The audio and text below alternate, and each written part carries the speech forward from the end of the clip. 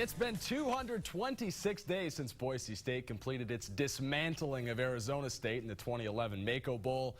Ladies and gentlemen, we've survived the desert that is the college football offseason. The Bronco veterans opened camp this morning with the newcomers taking to the gridiron in the afternoon. The two groups will practice together for the first time next Wednesday. We're just 27 days away from opening kickoff in East Lansing. Today was the first chance for the Broncos brass to get a look at how the team has changed since spring ball. There were a lot of new faces on the field. In fact, the fall practice roster has over 100 players on it. Many of those guys are going to have to step up and play key roles this year as the Broncos lost more than their fair share of contributors since December. They'll be without 11 key players with a combined total of 34 seasons as starters. Despite the new look, the Broncos say they're getting familiar with one another.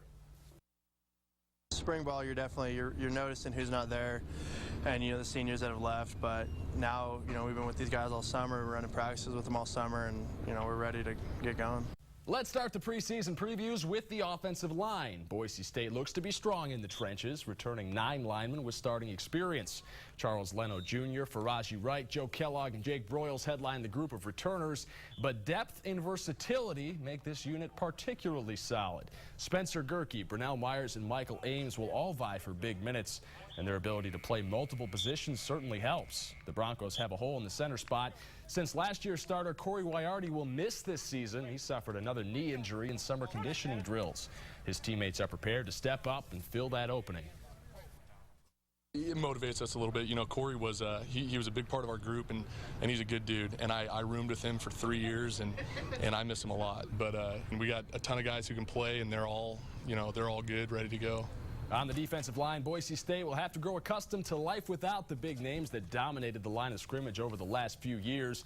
Shane McClellan, Tyrone Crawford, Billy Wynn, Chase Baker, Jarrell Root, all in the NFL, meaning starters' minutes are up for grabs. A few returners with experience include DTs Mike Atkinson and Ricky Chongachu, as well as end Darren Kuntz. Just like on the O-line, versatility will be key to this group, as the Broncos have a history of keeping at least a 2-man rotation at each position.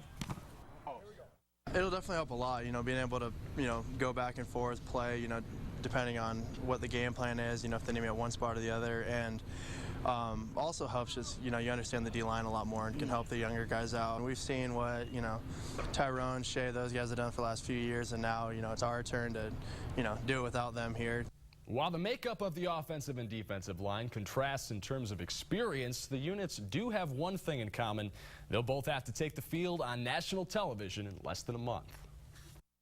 It's coming quick. I mean, we've had that little countdown in the locker room for a while, and I feel like the other day it was 60 days and then 40, and now it's 27. Several went by fast, and we've just been ready to get on the field.